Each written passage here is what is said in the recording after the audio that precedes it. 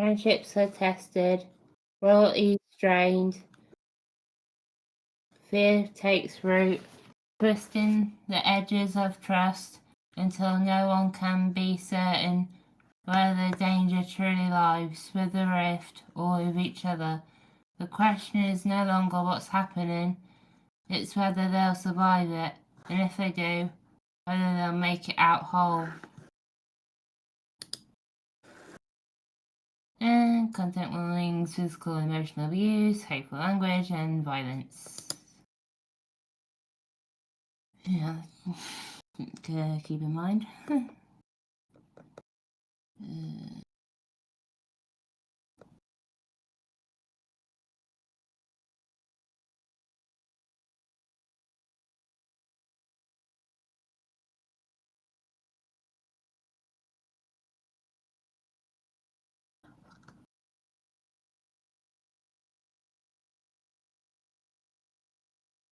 I love the internet.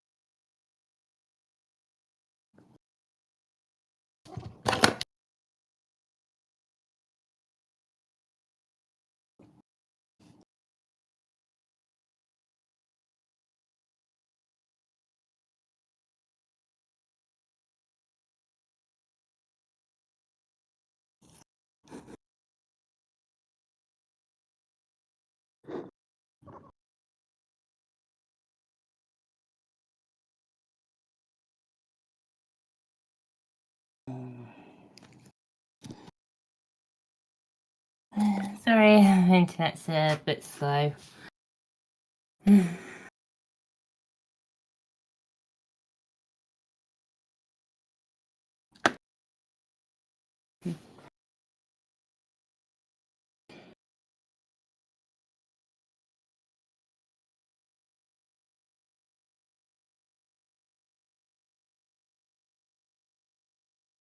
Oh, I got it.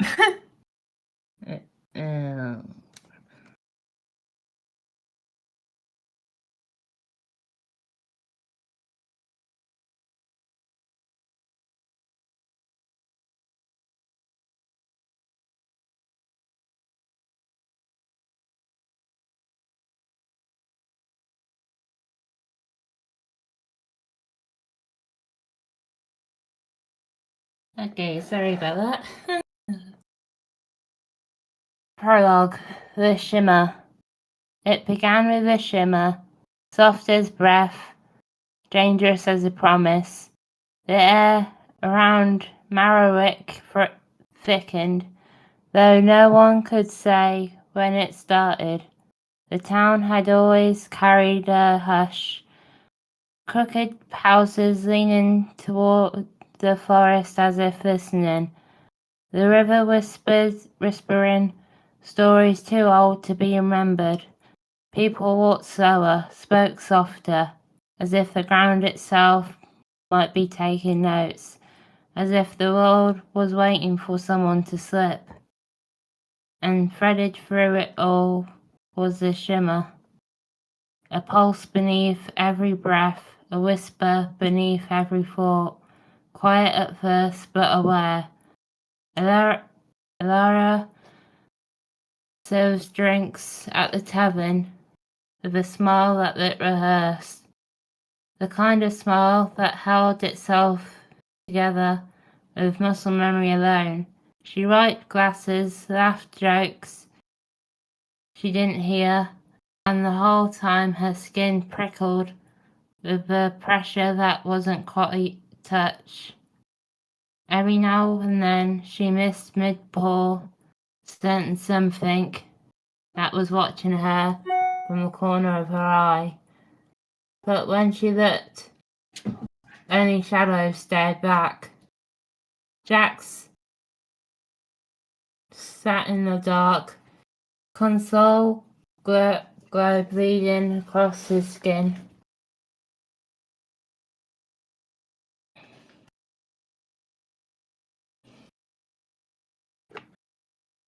A flicker of the screen unable to hide the way he stared too long at nothing.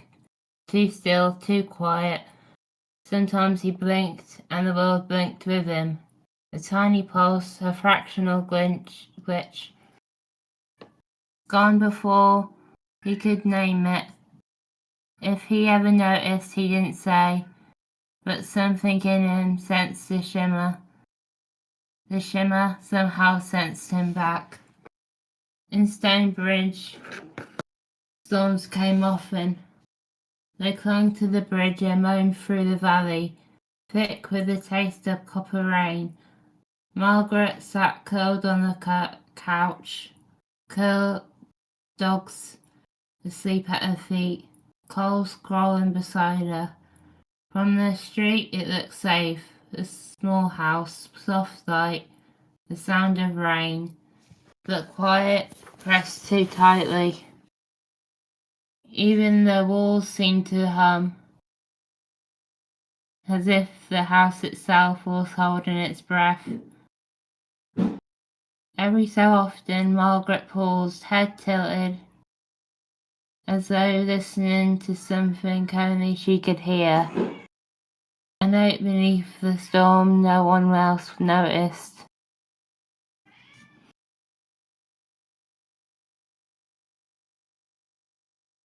Farther out, Bram's barn crouched beneath the bruised sky.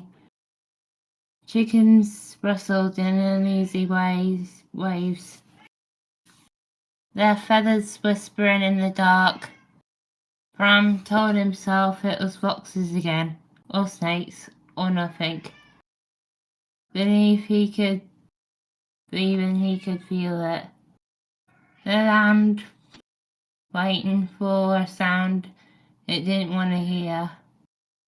The barn walls creaked, not with wind, but with something more deliberate, something patient, something learning him. North, in fog-wrapped Greybrook, Callum clutched his coffee like a lifeline. The hills loomed heavy, fog strangling the fences. The roads, the silence. He muttered curses into the stream and pretended not to notice that the world had stopped exhaling. That each morning felt a fraction heavier, like the air was pressing him down, shaping him, testing the edges of him. He shook it off. He always shook everything off, but the fog never did. In the suburbs of Windermere, everything was neat, trimmed hedges, polite smiles, identical houses. But Nia's unit felt crowded. Her sister's visits, the endlessness, the weight of keeping everything still. She wasn't alone, not really, but the air carried the same dense hush, as if waiting for something to crack. Some nights, the hum in the walls vibrated through her bones, subtle as a breath at her neck. She'd shake her head, tell herself she was imagining it, and yet the shimmer lingered, watching. Beyond them all, Ebon Vale burned with light, towers of glass, a noise that refused to sleep. Sienna studied late, her lamp casting a single gold circle amid the dark. Outside the city roared, inside it pulsed with loneliness. She rubbed her eyes, unaware of the faint tremor that ran through her reflection every time she blinked. as though the shimmer tugged at her image, testing whether it could reshape her yet. The shimmer threaded through them all, through screens, through windows, through dreams, a pulse beneath every breath, a whisper beneath every thought, sometimes too soft to notice, sometimes unmistakably deliberate, like fingers brushing under the skin. No one in Marrowwick knew it yet, but they were already changing. The shimmer had them long before they realised they were being touched at all. Then came the first storm, and with it the rift opened, not like a room, but like an invitation, and something stepped through. Ooh, spooky!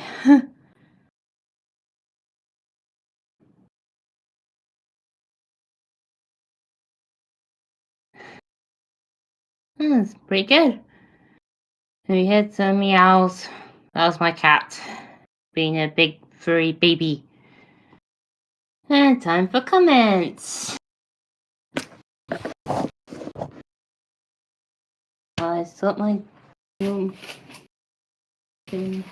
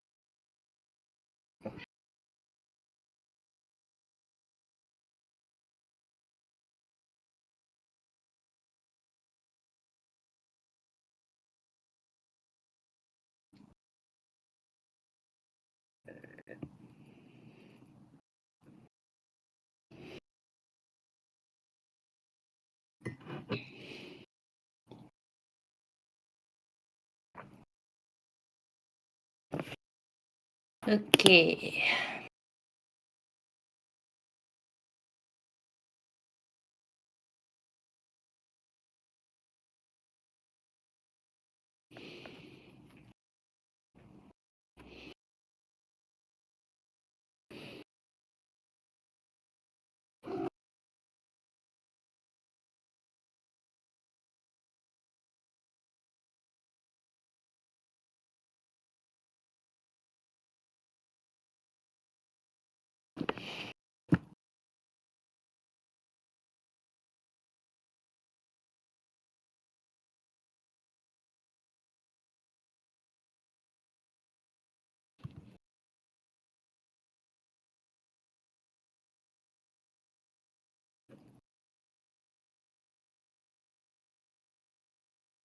Machina ex Machina.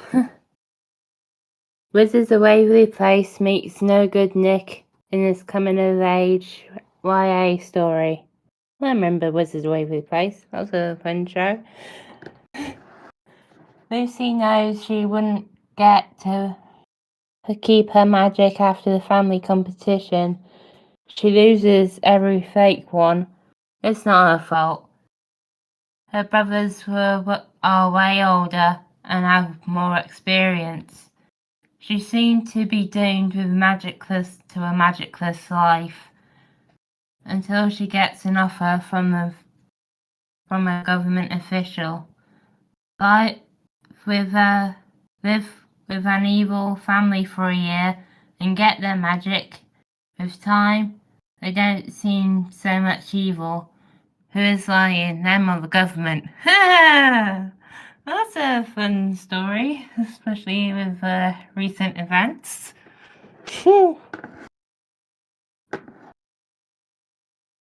Coming of age, urban fantasy. Ooh. If this one takes long.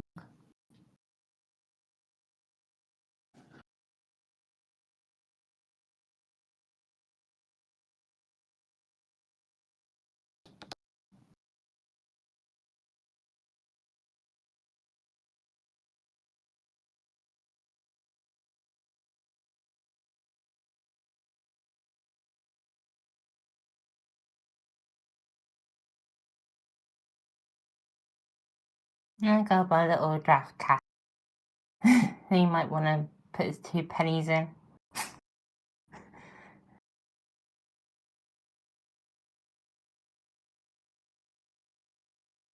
Are you sure I'd have got to say before, Pixel? You gone quiet.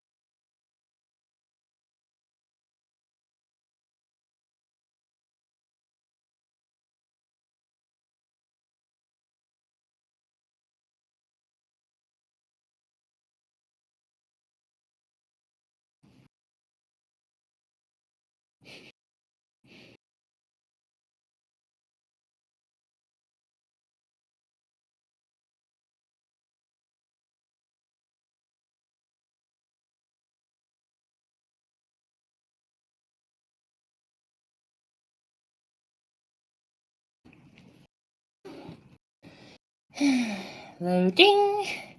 Endless loading. That's not my day today.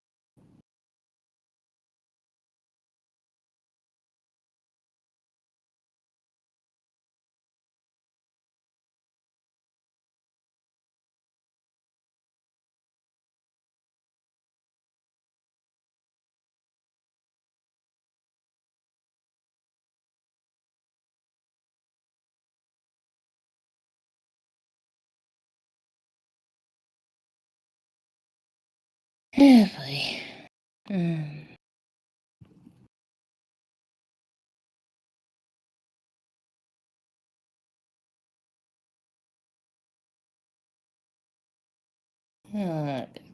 Fiddlesticks.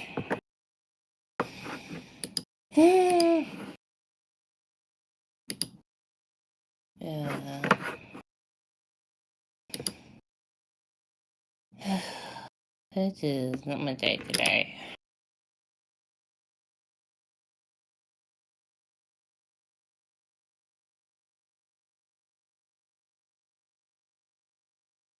Oh, got draft.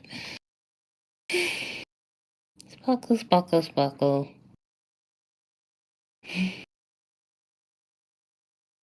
Sparkles. Sparkles.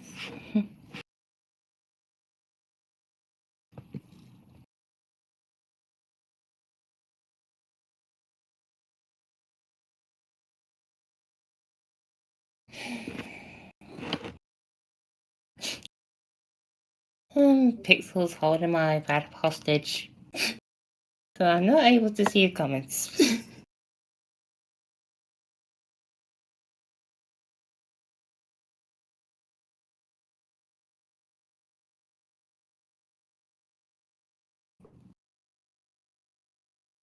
Bugger.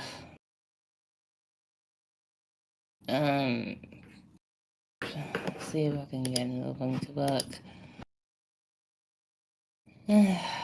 Pixel's but the edit button.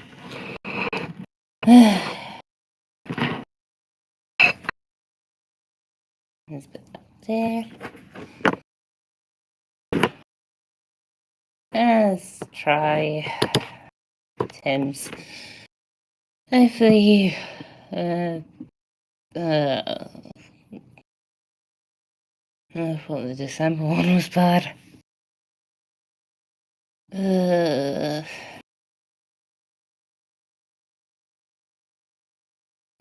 it'll be alright on the night.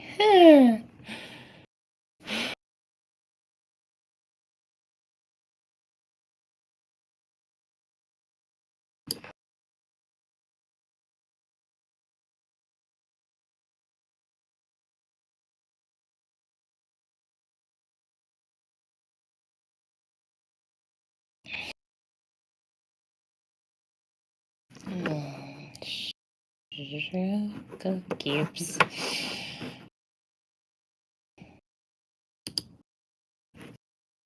Try. That's crazy.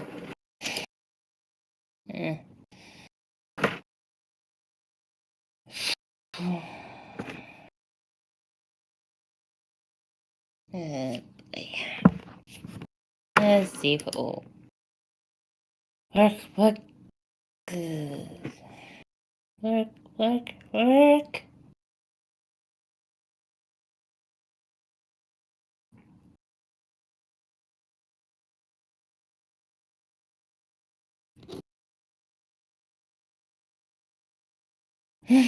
I have my fingers crossed.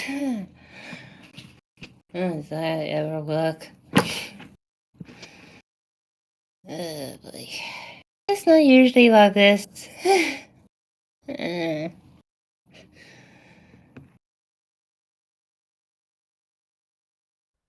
I'm unmuting for a sec real quick just to say I am asking the devs to see if they know what's going on. So bear with the technical difficulties for a minute. We will be back soon. Hopefully they will be able to fix it uber quick. Someone is trying something right now, so give it a minute and we might be able to get this to work.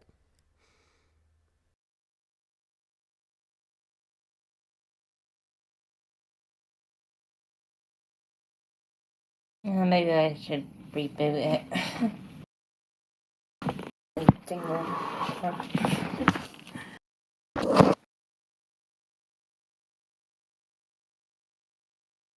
Alright.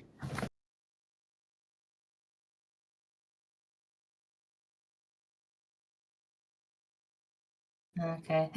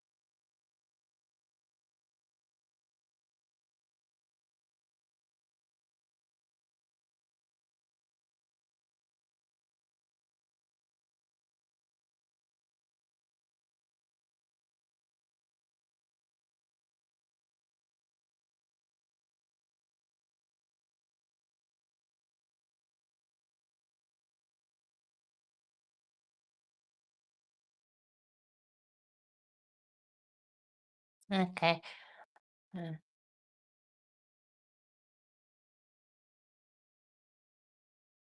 Oh, yay! And we're back. Oh.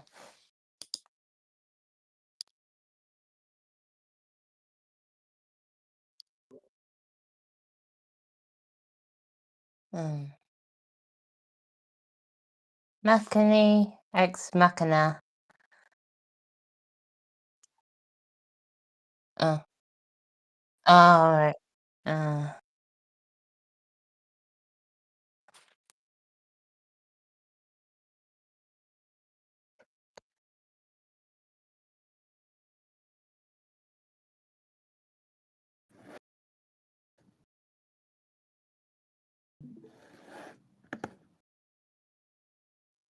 And back.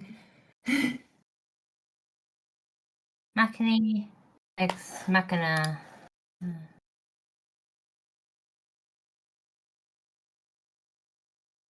Chapter 1. And in last place,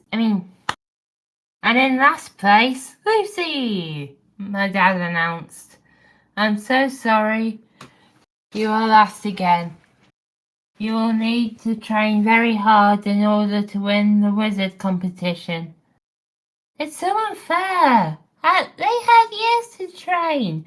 There's no way I could catch up to them in 2 years.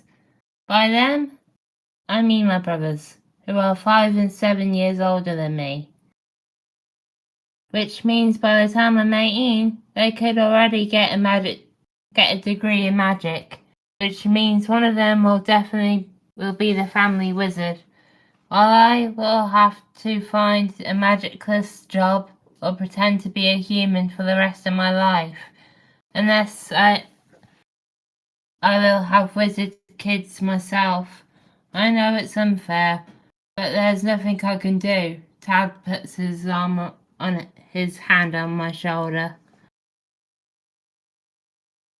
I know. I just wish that stupid competition didn't exist. Trust me too. But without the competition, there wouldn't be enough magic for everyone. Of course, Dad gets me. He lost his family competition to his younger sister, who has his magic back now temporarily so he could train us for the competition. How about we go eat breakfast now and you will think how you can improve next time. Unless I'll use a time machine, I don't think there's even a point in improving.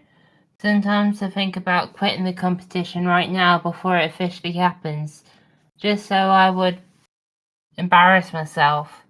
But every time I try to ask my dad, I can't get the words out of my mouth. Magic is one of my favourite things, and I'd rather have it for 2 more years than at all. I walk out of there through the door for the wall that looks like a normal wall, but is actually a magical pathway. Dad's words, not mine. After my dad, and down the stairs to the kitchen. My brothers were already eating at the table. I yawned loudly.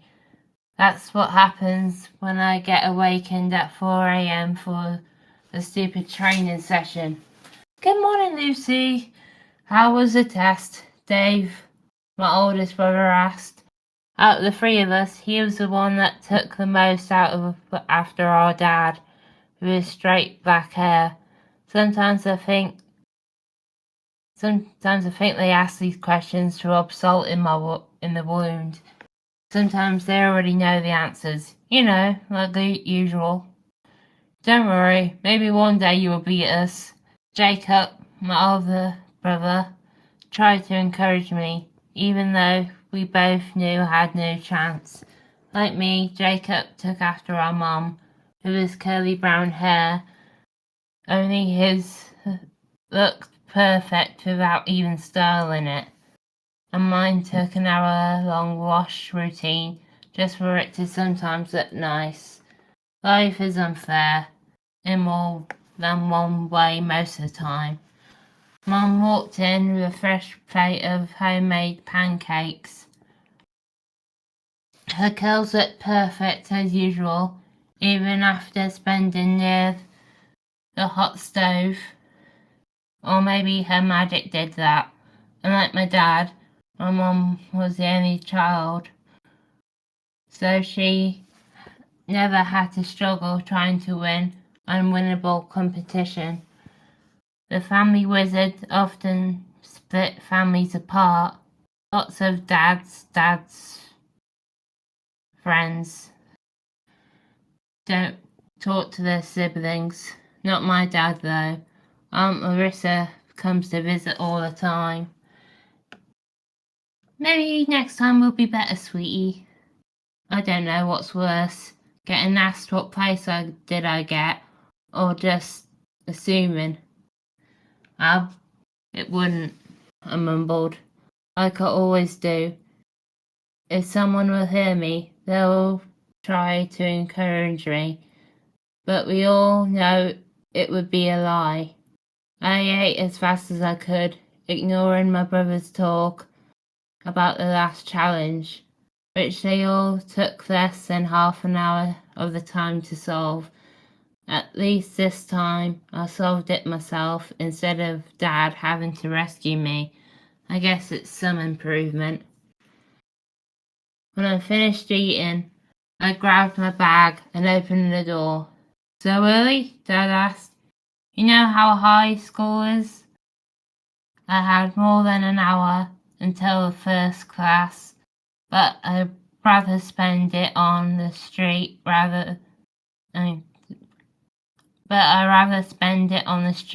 hear more of their debriefing of what I could do better. This is why I preferred morning classes, even though I had to wake up extra early. At least I could leave before getting lectured on my progress. The air was starting to get chilly, but you could almost feel the fall coming. Leaves all around started to turn red, and some of them were already on the ground, making a crunching sound once I stepped on them. This is not fair, I said quietly. The street was mostly empty this early, so no one would think I'm crazy. It's not my fault my parents decided to make a huge age gap between me and my brothers. I mean, how am I even supposed to get on their level? Maybe I should just give up already, or maybe run away, so they wouldn't take my powers. Realistically, I knew I could only survive a couple of days without being found, but maybe the temporary freedom will make it worth it. Why did my parents even have multiple children? I know it's something about the winning wizard being stronger the bigger the family, but why stop at 3? Why not 5? Maybe even 10. Or even 10. I had to stop my rant. Since I reached my favourite bakery and coffee shop, it was near enough to school that I would pass it every morning, but not too near that it was filled with the popular kids, maybe, and the wannabe popular ones. The usual? James asked, running his hand through his red hair. He worked the morning shift here most of the time, so he knew pretty well at this point. The cafe was almost empty at this hour, aside from a mother and a toddler sharing a couple of pastries on one of the white tables near the windows. I sat at one of the bar chairs, sat right across from James. You know it, and I make it extra strong. I just made a favourite batch of your favourite type of cookies. The one with sprinkles. Do you want one of those? You didn't need to ask. Actually, make that too. I guess there was a mock competition this morning. Yeah. And you were in the last place. Yeah. I don't think there was a time I won. Well, maybe when I was really young and the scores didn't matter, some of my brothers let me win, but not since becoming a teenager. Here's your order, he said, turning the screen towards me. I tapped it with my wand. I'm not going to miss this kind of tap to pay with my magic. Will be gone. I'll have to switch to a plastic card or I'll just use my phone. I looked at my wand. It was transparent and filled with pink glitter. I chose it when I was 8, when I first unlocked my powers. 8-year-old me thought it was pretty. So do I.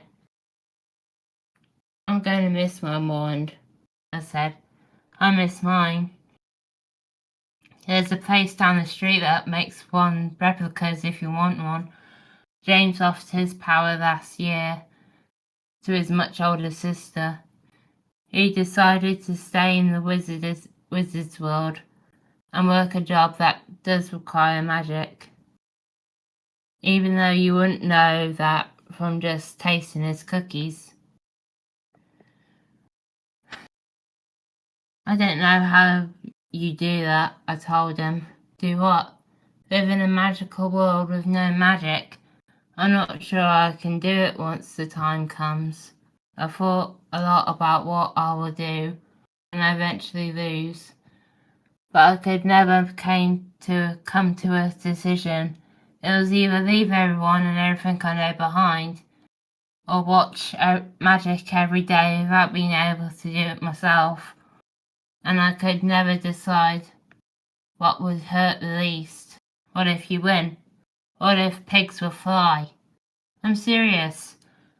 What if your brothers would give up on a competition? And why would they do that? I sulked. Maybe they'll fall in love with a human. Both of them? In less than 2 years, nothing going to happen. And Dave already has a very much wizard girlfriend. It can never hurt to try. Do you know any single women? I know Tinder. So what are you offering? Opening fake date profiles on Tinder for my brothers, swipe right and everyone and hope they will show up on the date? Like that's gonna work. Also, karma is gonna make me throw up on a important day in my life. I read that book, so I'm not taking that risk. You're right. It is a dumb idea. I looked at the watch above the counter. School was starting in 20 minutes. I got to go. See you tomorrow. Tell me what you think about the cookies. Don't worry, you'll get a full report tomorrow, like you always do, which is usually just one word. That is a synonym to awesome, except for that one time I accidentally added salt instead of sugar.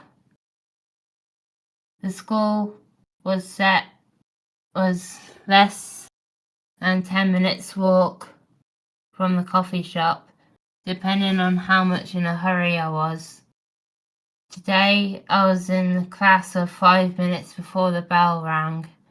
Zoe was already in her usual spot, using a mirror to make sure her bangs and long black hair didn't move out of place in the last couple of minutes. I slid into the chair next to her. Training morning? She guessed after one look at me. How did you know? Your hair is a mess. You have dark circles under your eyes, and they are also red. Oh, that's my life, I guess. I'm glad my mock competitions are usually in the evening. Zoe had a brother a couple of years younger than her. You'd think that would make the competition most equal, but not if your brother's a prodigy. We bonded over our almost promised losing. So what was the competition this time? She asked. Well, it started with, I began to explain, but the bell rang and the teacher walked in. The first class of the day was math. Our teacher was this no-nonsense type of guy. He had years of training behind him. We quickly put our wands in our bags. He was known for taking wands that were used during class and returning them at the end of the day, which could make it hard to learn in a more magical class, so we gathered just to not risk it. The rest of the day was pretty normal. Today most of the classes were not magic related, so the loss of this morning didn't feel so sour. The day passed by pretty quickly, and soon there was lunch break.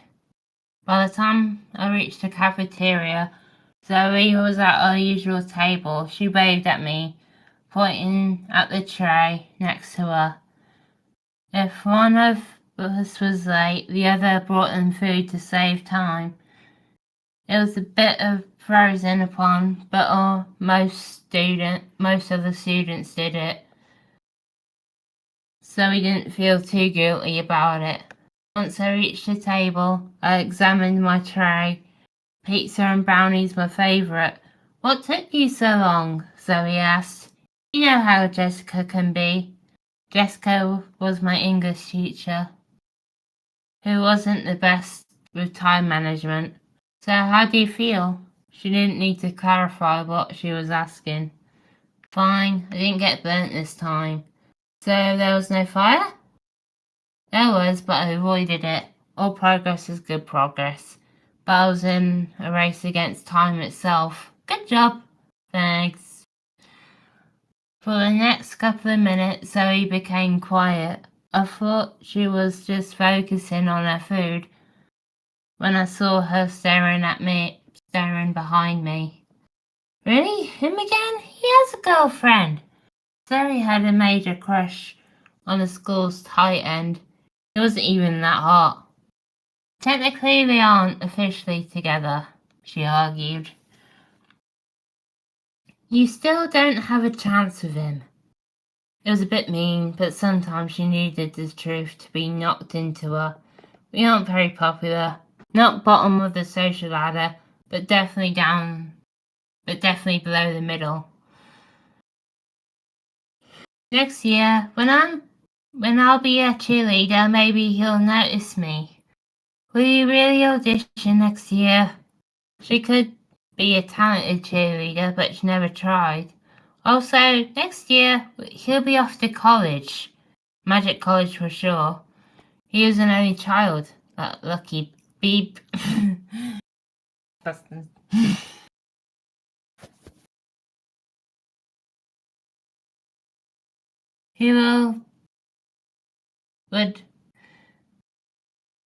He would still visit home games. She tried to argue. He wouldn't care that much about high school at that time. The bell rang, cutting our conversation short. If you really want him, just try talk to him. And do it this year, I said before walking off to the other side of the building. My last class of the day was double spells class. Magic always felt easier at school than at home. Maybe when the competition is at your level, getting better doesn't feel so impossible. When I reached class, Mrs. Taylor greeted me. How was your day? She asked sweetly. If you didn't look at her, you could have thought she was a fairy. Fine. It was not fine, but I didn't want to get into deeper conversation with her right now. That's what happens when a teacher at the school is also the school counsellor. I have a note from you, but you're excused from class. Excused from class? Oh, serious. I unfolded the note. All it read was, go to the principal's office. Uh-oh. A bit of a cliffhanger there. Time for comments. Sorry about that. I'm just gonna check something.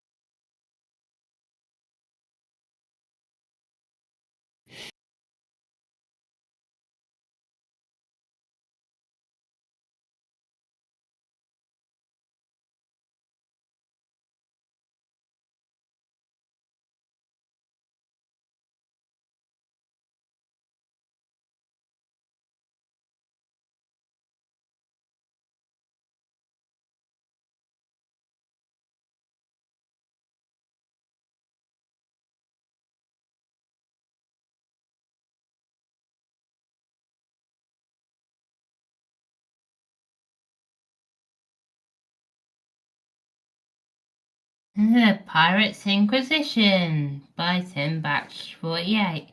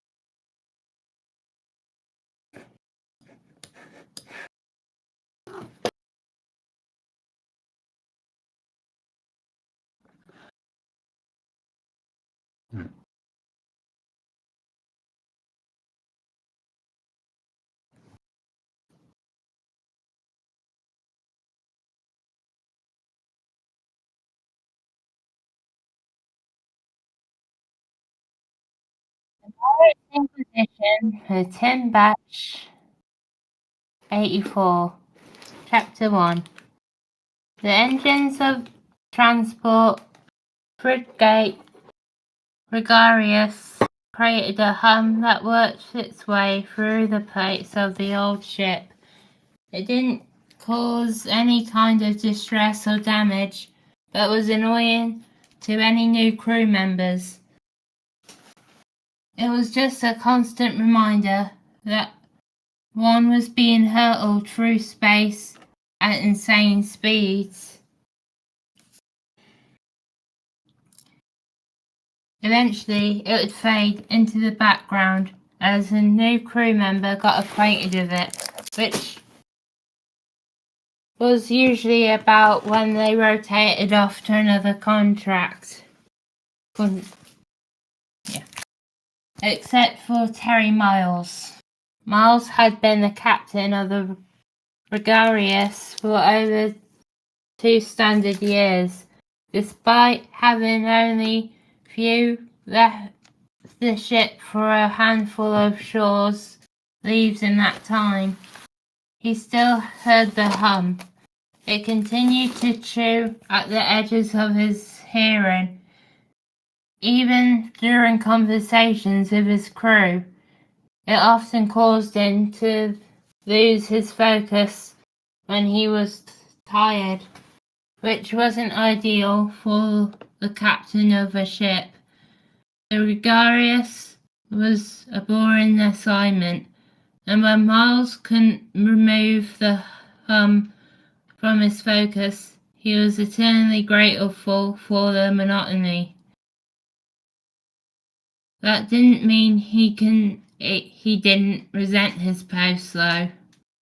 Terry Miles had been captaining transports for well over a decade, more than most of his peers, yet he was stuck on this frigate that was 3 generations out of date, and with a crew that was adequate at best. Stifling a sigh, Miles turned in his captain's chair to take in his crew. To his surprise, there was conversation going on.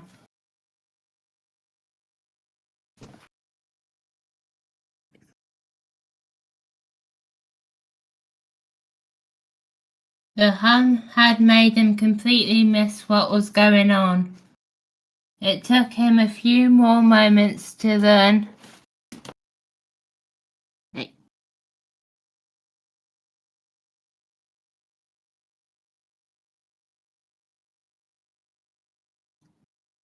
that he was actually part of this conversation. Well, there were more talking at him than to him. Cat being in nuisance.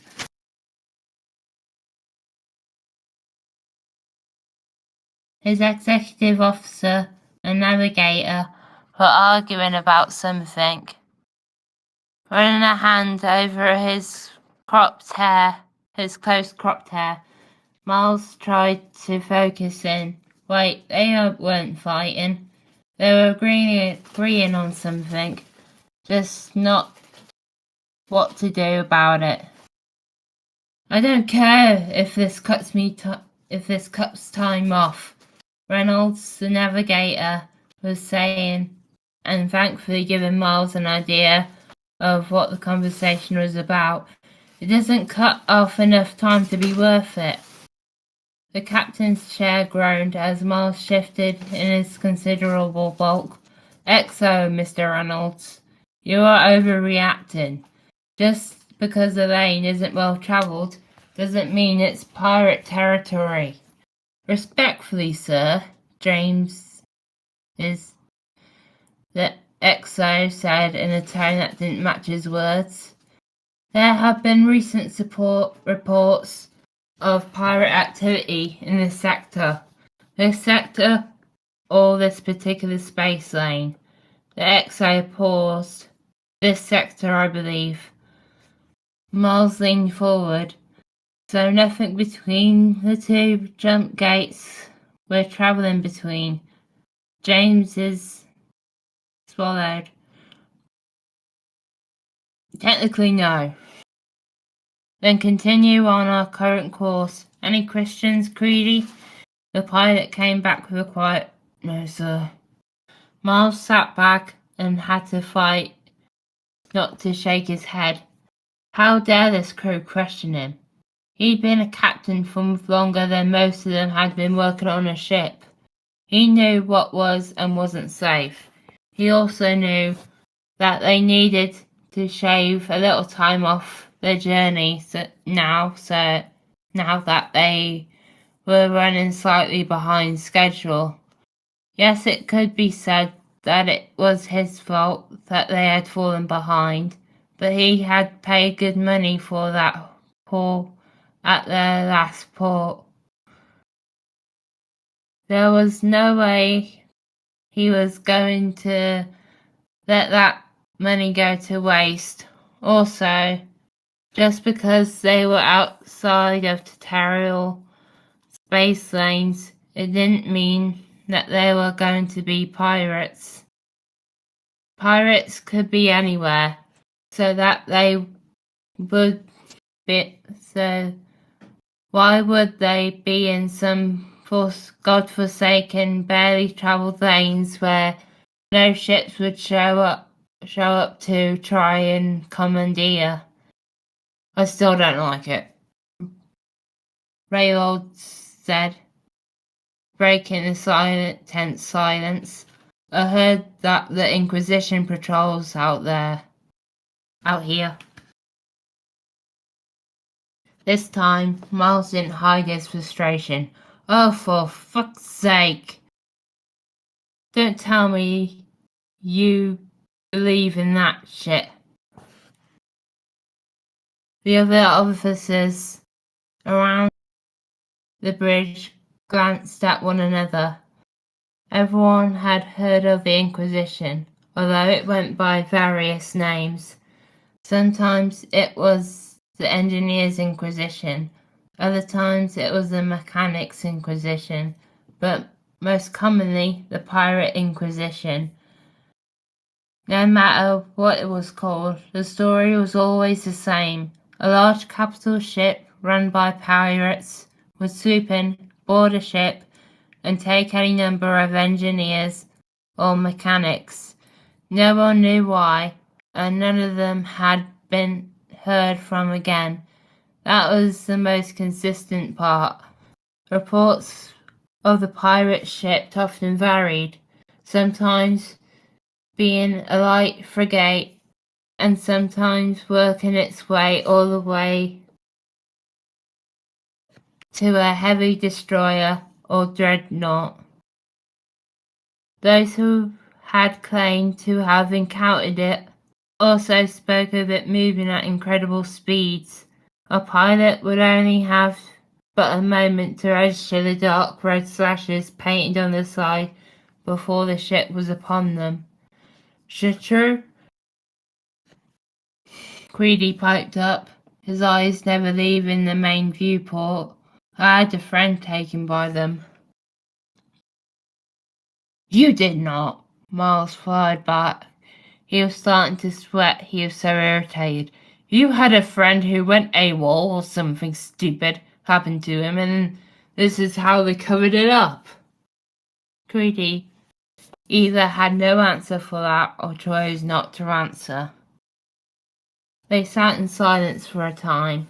Miles began to run calculations of how long he had these idiots under contract for. Most likely the company wouldn't let him fire them, so he was going to be stuck with them. There was a chance that he could potentially get some of them to transfer to another ship. Maybe then he could get some proper help. If he'd only had proper help all these years, he wouldn't still be captain in transport frigates. The company would have promoted him to something more glamorous, or the United Federation of the World's Navy would have accepted his applications. Miles knew he was better than any of the captains they already had. He just needed a chance to prove it. The UFW fleet was the best in the galaxy, and they needed him. How were they to keep their grip on their worlds without a superior captain like himself? How much further? Miles called to Reynolds. Once they got to the jump point, they could head into subspace and leap across the galaxy. That was at least more interesting to look at. Reynolds consulted his charts and opened his mouth, but it was Harris, the census officer, who responded instead. I've got something on scopes. For a moment, everyone froze. What have you got, Harris? James's walked over to lean over her shoulder. It's still too far out to be sure, but something is coming towards us. Speed?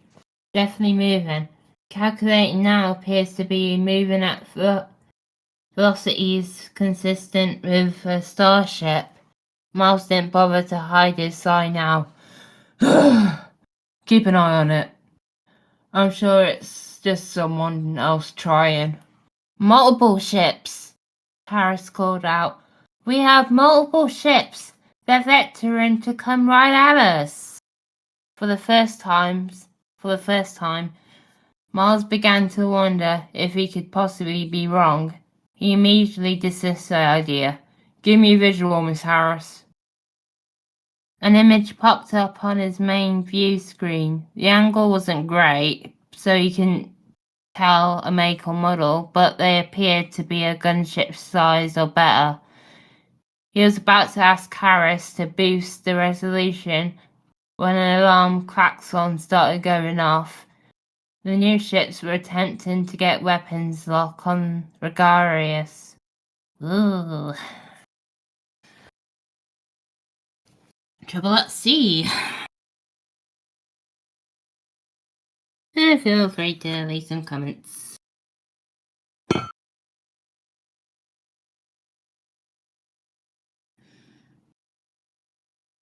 Quills said, this book is a W. I also enjoy pirates. Yo ho, pirates life for me. So if you like the Pirates of the Caribbean One Piece, this might be for you.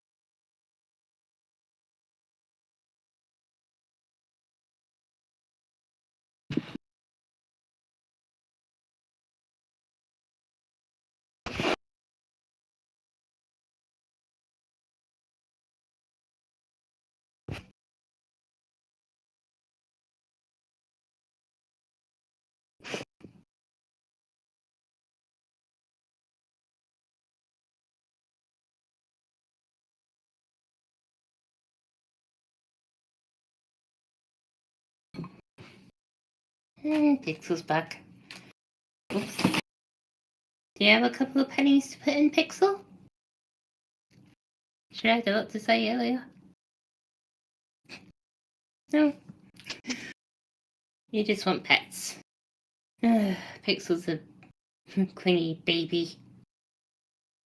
Yeah. Clingy baby.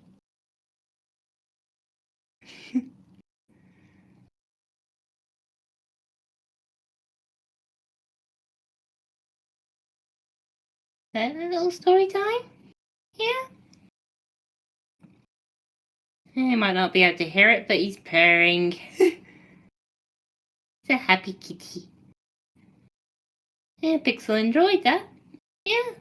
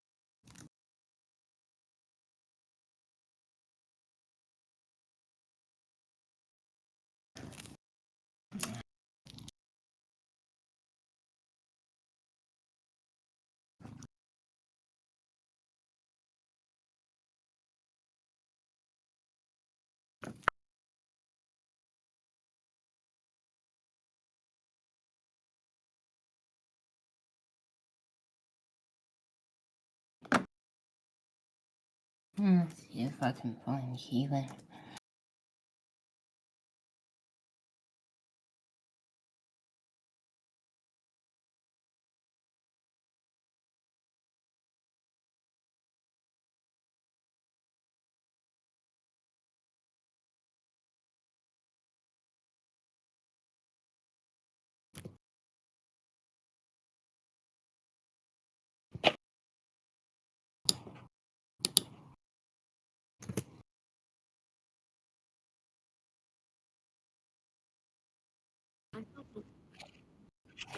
Mm.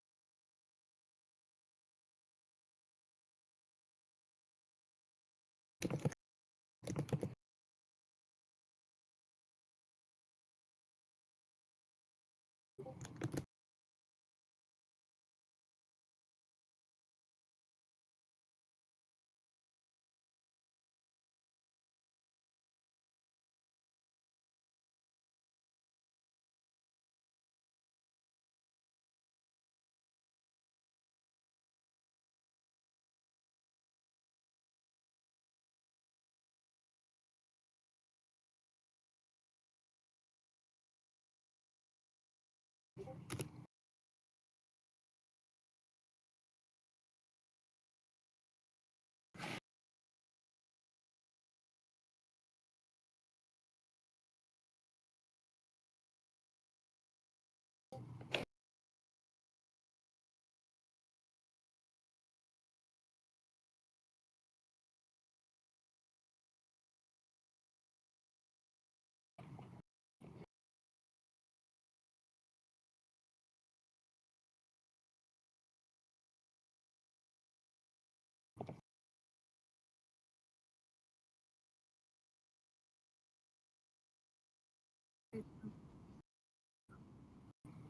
Okay.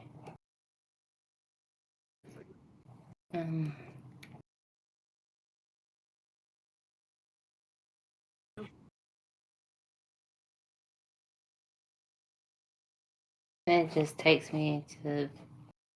I tried searching for it, but it doesn't. Still gives me everything but that.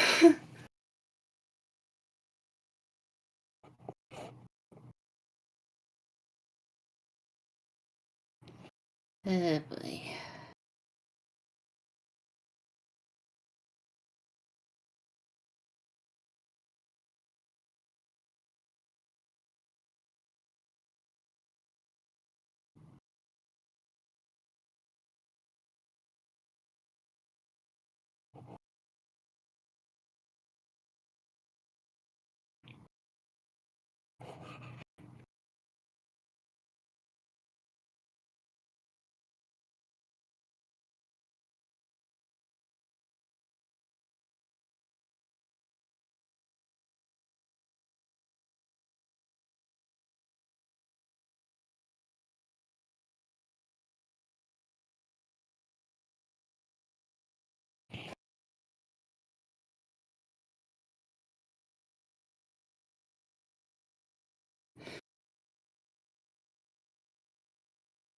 Nice.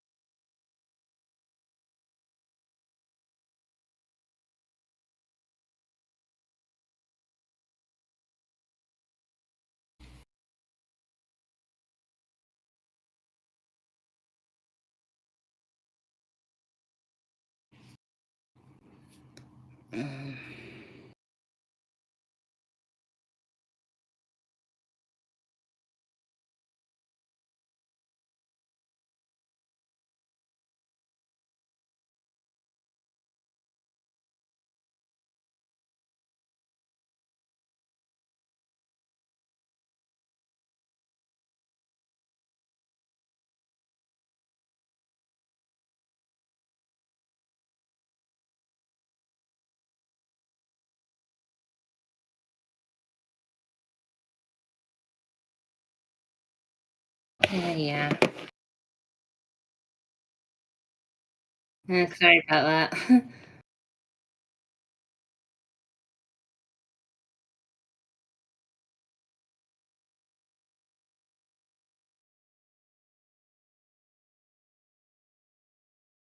Alright, everybody, we are ending the stream here. We unfortunately couldn't find the last story. Sorry about that. Thank you so much for coming.